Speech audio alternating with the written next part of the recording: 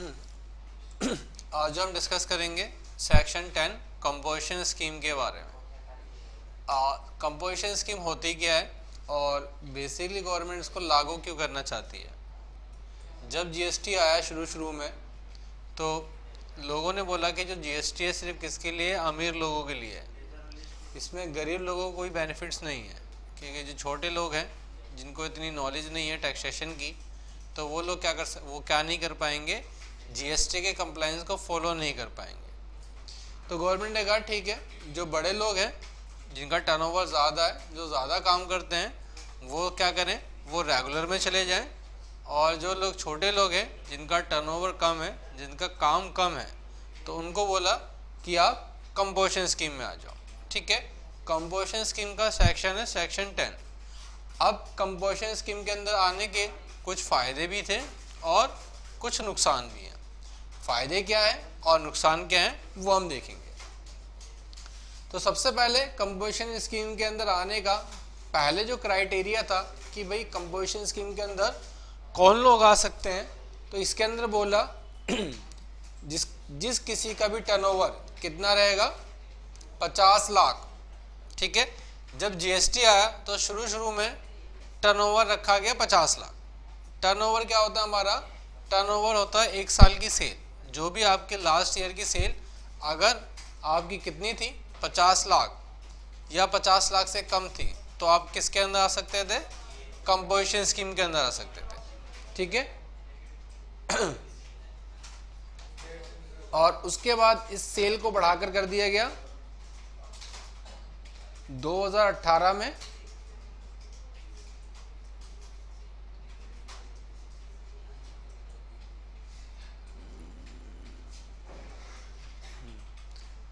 2018 में ये जो सेल थी हमारी, इस सेल को बढ़ा के कर दिया गया 1.5 करोड़। ठीक है, कितना कर दिया गया, 1.5 करोड़। पहले इसकी लिमिटेशन दे रखी थी कि भाई आप अगर 50 लाख तक की सेल करेंगे तो ही आप कंपोजिशन स्कीम ले सकते हैं, और अगर आपने 50 लाख से ज़्यादा की सेल कर दी तो आपको फिर किस में आ जाना है, आपको फिर आ जाना है रेगुलर डीलर के अंदर। अब इसके फ़ायदे क्या हैं और नुकसान क्या है। फ़ायदा इसका एक था कि आपको जो रिटर्न का प्रोसेस है, ठीक है, आपको रिटर्न जो है आपको कैसे फाइल करनी है, क्वार्टरली फाइल करनी है। बाकी जो दूसरे लोग होते हैं उनको रिटर्न फाइल करनी होती है मंथली। अब इसके अंदर एक चॉइस रहती है दो लोगों के पास, जब हम रिटर्न फाइल करते हैं जीएसटी की,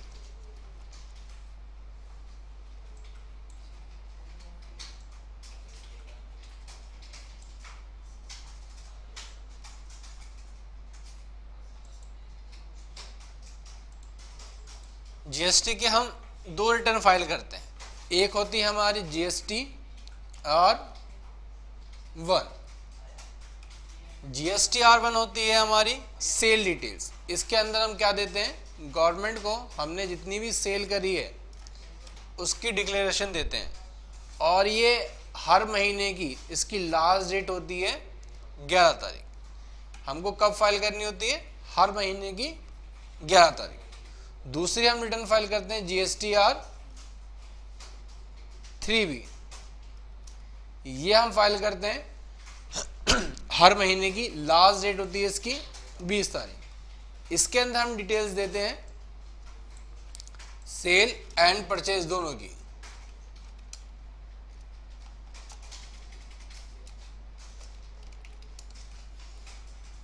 हर महीने की लास्ट की 20 तारीख तक। अब इसके अंदर भी एक क्राइटेरिया होता है, जब हम जीएसटी के अंदर रजिस्ट्रेशन करते हैं तो हमारे पास चॉइस रहती है कि आप जो रजिस्ट्रेशन करोगे कि आप किस बेस पर करोगे, कंपोजिशन के अंदर करोगे या रेगुलर के अंदर करोगे। अगर आपका टर्नओवर 1.5 करोड़ या 1.5 करोड़ से कम रहता है तो आप अगर आना चाहें तो कंपोजिशन स्कीम के अंदर आ सकते हैं, और अगर आपका टर्नओवर 1.5 करोड़ या 1.5 करोड़ से ज़्यादा रहता है तो फिर आपको कंपलसरी है किसके अंदर आना, आपको कंपलसरी हो जाता है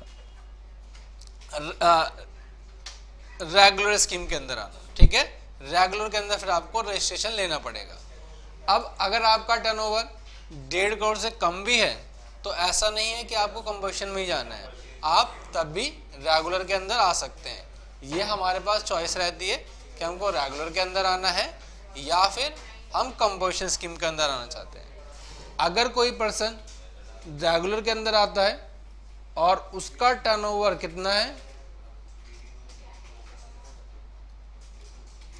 रेगुलर का मतलब है रजिस्टर्ड पर्सन, ठीक है, अगर उसका टर्नओवर 1.5 करोड़ से कम है और वो किस में आ गया, कंपोजिशन में नहीं आया, उसने कहा कि मैं कैसे फाइल करूंगा अपनी रिटर्न, कैसे काम करूंगा, मैं एज अ रेगुलर डीलर ही काम करूंगा, ठीक है, और इसका टर्नओवर कितना है, 1.5 करोड़ से कम है, तो गवर्नमेंट इसको बोलेगी कि भाई आप एक काम करो, आपका टर्नओवर कितना है, 1.5 करोड़ से कम है, तो आपको जो रिटर्न फाइल करनी है वो कैसे फाइल करनी है, क्वार्टरली।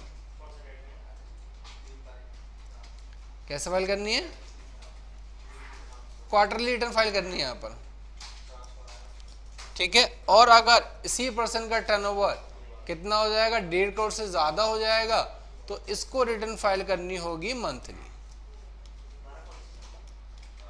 ठीक है। मंथली कैसे फाइल करनी होगी, अब इसके अंदर जो रिटर्न हम फाइल करते हैं GSTR1, GSTR1 ही क्या होती है हमारी, सिर्फ क्वार्टरली हो जाती है, बाकी जो हमारी GSTR3 भी होती है, ये GSTR3 भी हमको मंथली ही फाइल करनी होती है, ठीक है, चाहे उसका टर्नओवर 1.5 करोड़ से कम हो या उसका टर्नओवर 1.5 करोड़ से ज्यादा हो, ठीक है, इस वाले केस में, रेगुलर डीलर वाले केस में, ठीक है।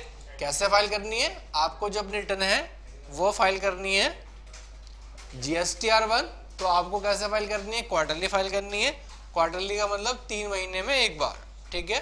और जो आपकी GSTR3 भी होगी वो रिटर्न आपको फाइल करनी है, वो रिटर्न आपको फाइल करनी है मंथली, ठीक है।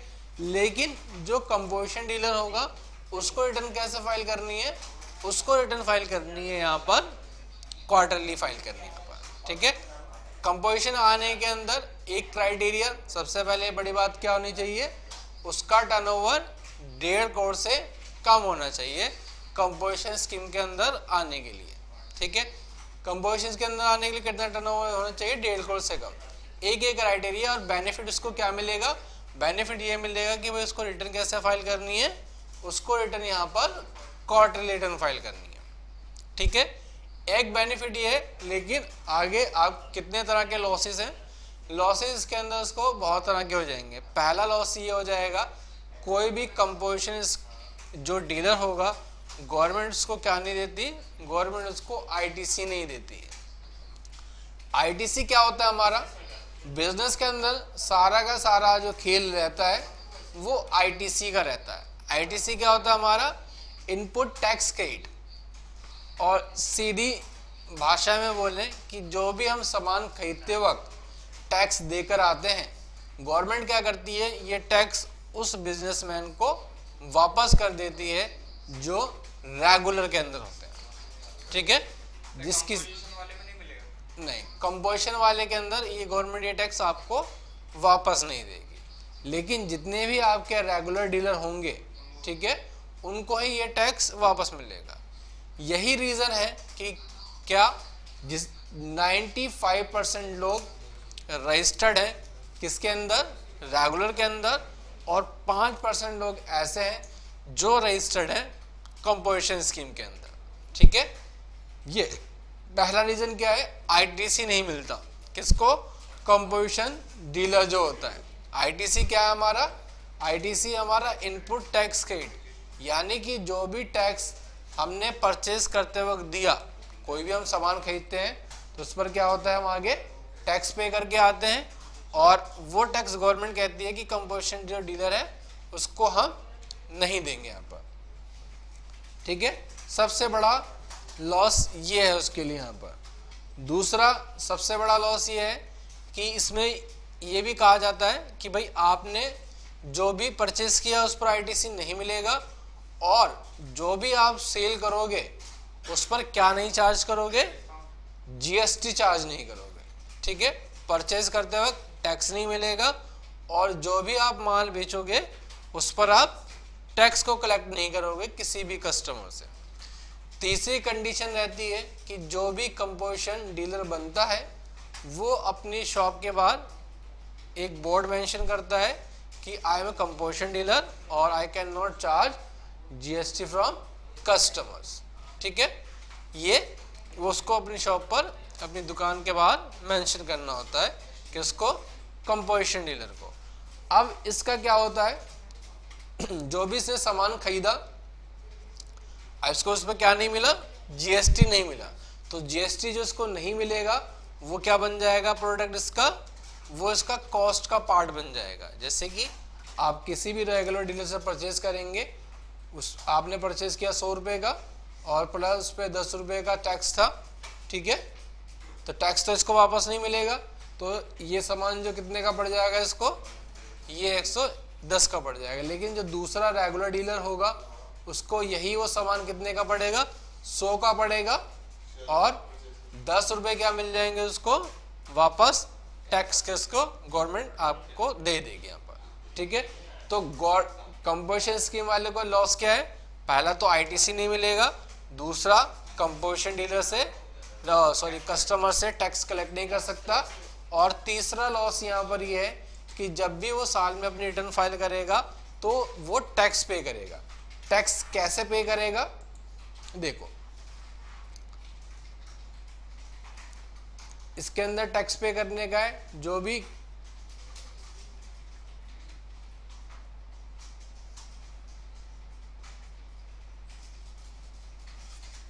कैसे टैक्स पे करेगा, 1% टैक्स देगा of the turnover in state, turnover in union territory in case of manufacture.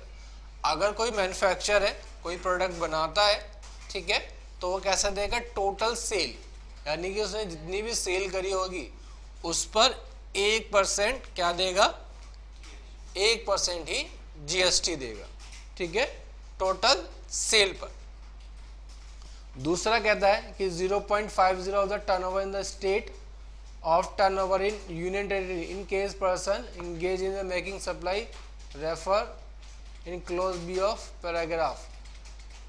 ठीक है, दूसरे जो केसेस है उसके अंदर अगर वो सर्विस प्रोवाइडर है तो उस केस के अंदर वो जो टैक्स पे करेगा 2.5 पे करेगा, और अगर कोई ट्रेडर है तो वो जो टैक्स पे करेगा 0.50 पे करेगा, यानी कि 0.50 क्या, 0.50 CGST और 0.50 SGST।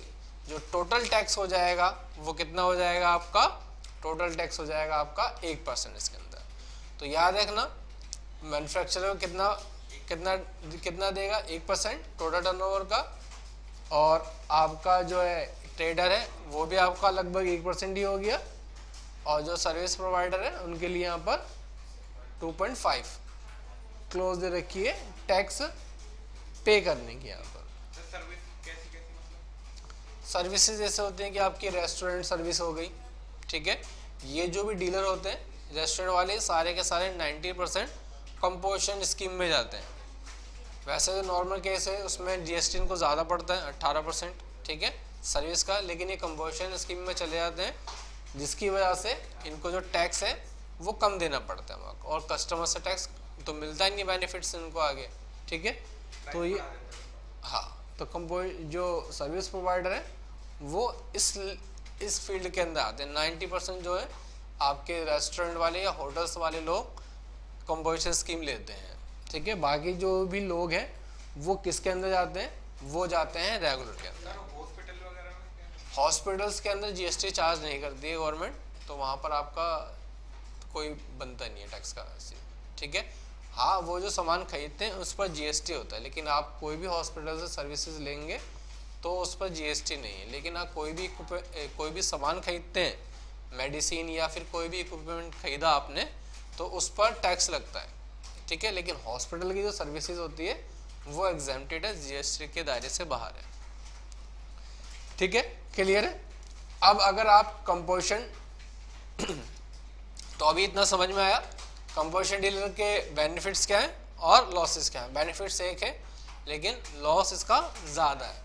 बेनिफिट बस खाली ये है कि क्या करेगा, अपनी रिटर्न को क्वार्टरली फाइल करेगा, और लॉस क्या रहेगा यहाँ पर, इसको जो भी ये टैक्स आगे देकर आएगा उसको इसका टैक्स का बेनिफिट्स नहीं मिलेगा, और ना ही कस्टमर से ये टैक्स को चार्ज कर सकता है। अब हम क्या करेंगे, अब हम एक कंपनी बनाएंगे कंपोजिशन के नाम से। जो भी हमारे कंपोजिशन डीलर है उसकी एक कंपनी क्रिएट करेंगे।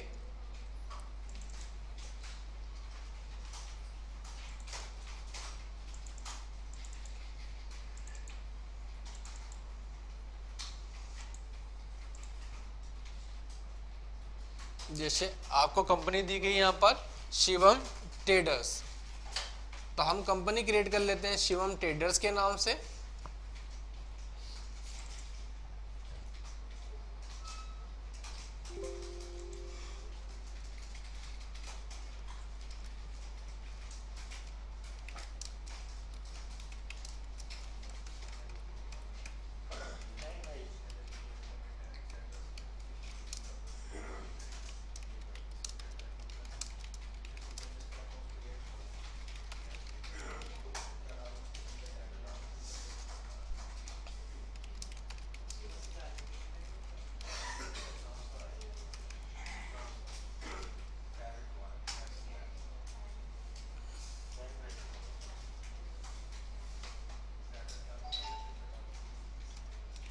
पैन नंबर हम देख के डाल देते हैं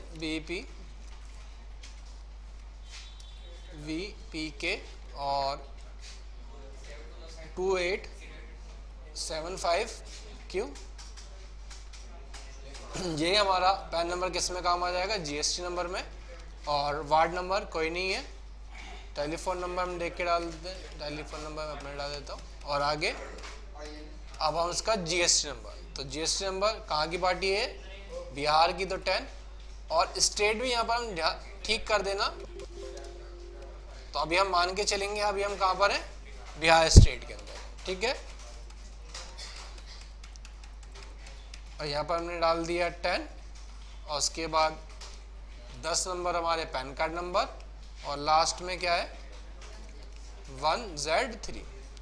और जब भी आप कंपनी बनाओगे और कंपोजिशन डीलर है तो यहाँ पर आपको रेगुलर नहीं रखना, यहाँ पर आपको रखना है कंपोजिशन रखेंगे और इसको क्या कर देंगे, सेव कर देंगे। अब जैसे हम इसको सेव करेंगे हमारी कंपनी क्रिएट होना शुरू हो जाएगी।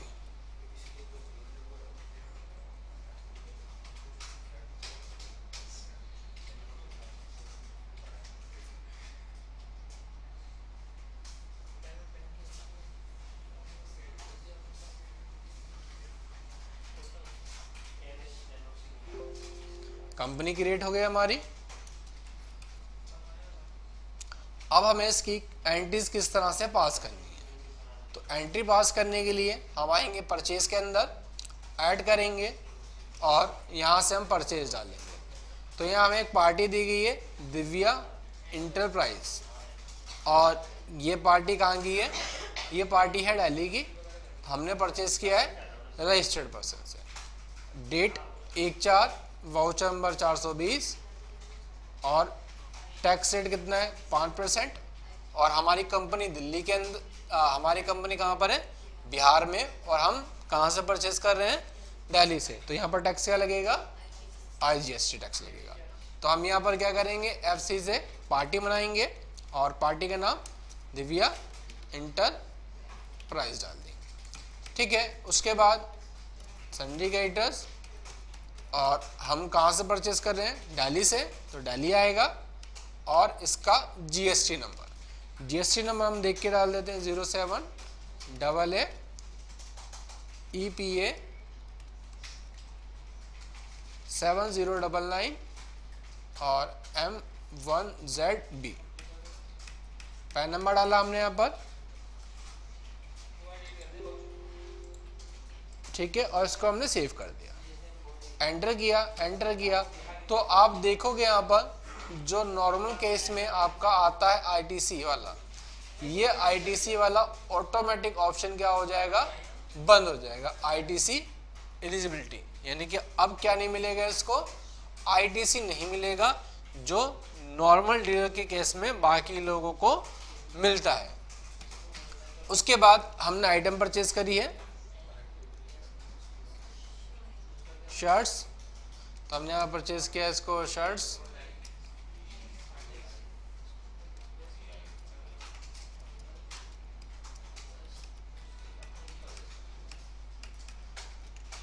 पीसीस में है तो पीसीस में, और टैक्स कैटेगरी 5%, HSN कोड हमारा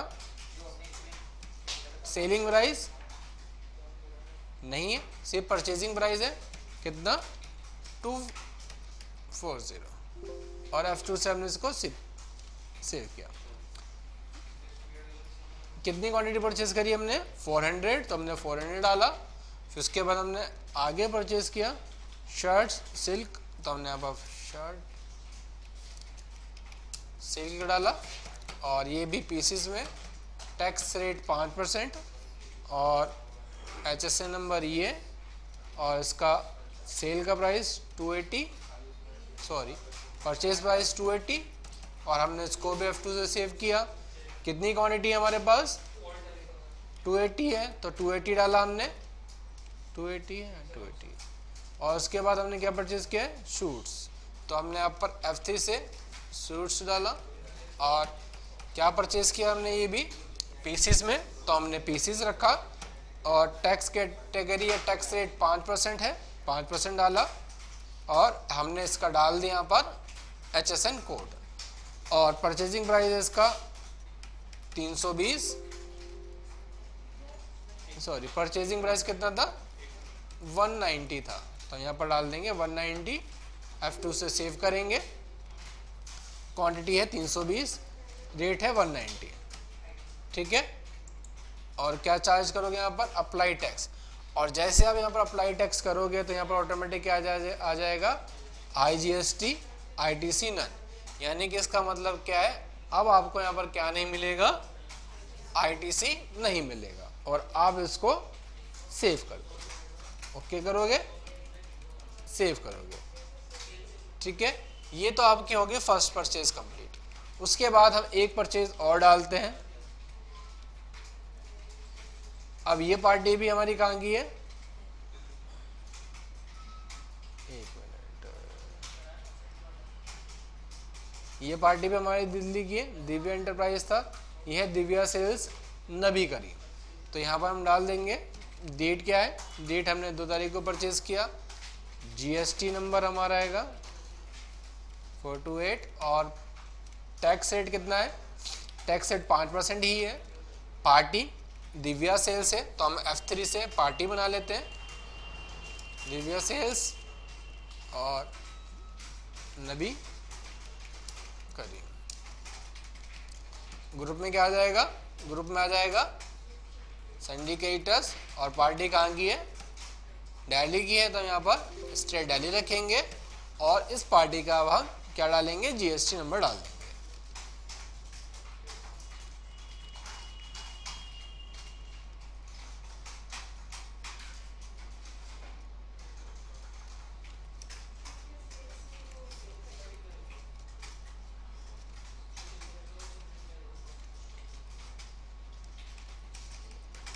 और F2 से हम इसको सेव कर देते हैं। अब हमने जो परचेज किया जीन्स और वूलन शर्ट्स, तो हम यहाँ पर F3 बटन दबाया और हमने परचेज कर लिया जीन्स, और पीसेस के अंदर टैक्स कैटेगरी 5% ही है, और इसका HSN कोड 6204, परचेज का प्राइस इसका 200, तो हमने 200 डाला, F2 से सेव किया, क्वांटिटी हमने 100 परचेज करी, तो हमने 100 डाला, फिर हमने दोबारा F3 बटन दबाया, और क्या लिखा हमने यहाँ पर वूलन शर्ट, तो हमने यहाँ पर लिख दिया वूलन शर्ट्स, और किस में है ये पीसेस के अंदर, टैक्स कैटेगरी कितनी है 5%, और इसका क्या है HSN नंबर 6211, परचेज का प्राइस कितना है 250, तो हमने यहाँ पर 250 डाला, और इसको हमने F2 से सेव कर दिया। कितनी क्वांटिटी हमने परचेज करी 200, और यहाँ पर भी हम क्या डालेंगे अप्लाई टैक्स, तो यहाँ पर भी आपको लिखा मिल जाएगा IGST ITC नन, और इसको आप क्या करोगे F2 से सेव कर दोगे, ओके किया और ओके किया और सेव हो जाएगा, यहाँ पर सेव हो गया। अब इसके बाद हमने सेल तो कर लिया है, परचेज कर लिया, अब हम क्या करते हैं 2 एंट्री आगे सेल की डालते हैं, बाकी परचेज आप खुद से करना, और हम यहाँ पर सेल करते हैं हमने सेल किया गौतम एंटरप्राइज पाली को, और हम जैसे अब सेल करेंगे, सेल में आओगे, डेट आपने डाली, जैसे हमने डेट डाली 10/4, और जैसे आप यहाँ पर आओगे आइटम, तो यहाँ पर सेल टाइप और सिर्फ दो ही आएंगे आपके, IGST नो टैक्स और LGST नो टैक्स। यानी कि अगर आपने दिल्ली से बाहर माल बेचा तो भी कोई टैक्स नहीं लगेगा, और अगर आपने दिल्ली में माल बेचा तो भी आप क्या करोगे, कोई भी टैक्स नहीं चार्ज करोगे। तो यहाँ पर आपको क्या लगाना है, कहाँ की पार्टी है, जिसको आपने माल बेचा है, तो ये पार्टी है आपकी बिहार की, तो यहाँ पर क्या आ जाएगा, लोकल, और यहाँ पर आप F3 से पार्टी बनाओगे, और पार्टी का नाम क्या है, गौतम इंटरप्राइजेस। तो यहाँ पर आप डाल दोगे गौतम इंटरप्राइजेस, और इसके अंडर ग्रुप में संडी डेटर्स आएगा, डेटर्स डालेंगे। पार्टी तो अब हमारी कहाँ की है, बिहार की ही है, और यहाँ पर हम क्या करेंगे, अब हम इसका GST नंबर डाल देंगे। GST नंबर दिया गया पार्टी का, तो GST नंबर नहीं दिया गया है, तो यहाँ पर क्या है,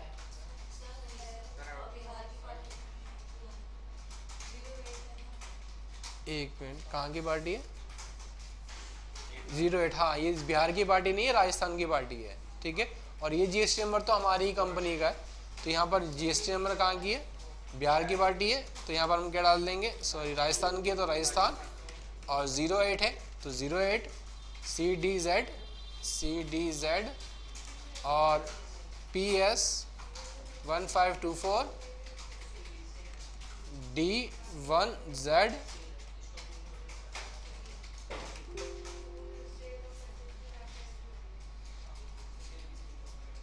एक नंबर कम हो गया इसका,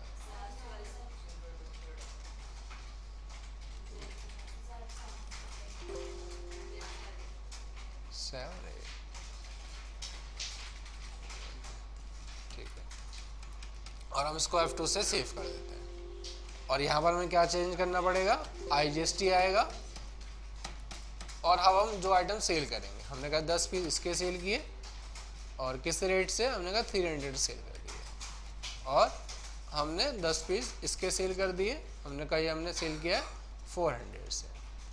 तो अब यहाँ पर आप देखोगे ऑप्शन गायब हो जाएगा, ऑटोमेटिक अप्लाई टैक्स वाला। तो हम क्या चार्ज नहीं कर सकते, सेल करते वक्त GST को चार्ज नहीं करेंगे। तो यह था हमारा कंपोजिशन स्कीम, ठीक है। कंपोजिशन स्कीम और रेगुलर स्कीम में किस तरह से काम करना है, और कंपोजिशन स्कीम में आपको किस तरह से काम करना है, ठीक है। तो ये क्लास हम यहीं पर ओवर करते हैं। और अगर आप इसका बिल निकाल के देखोगे तो बिल के अंदर भी आप सेम यही देख पाओगे, ठीक है। और नीचे आप देखोगे तो GST नंबर वगैरह सब आएगा, एड्रेस वगैरह सब आ जाएगा, लेकिन क्या नहीं चार्ज कर पाओगे आप, यहाँ पर GST को चार्ज नहीं कर पाओगे कंपोजिशन डीलर के केस में।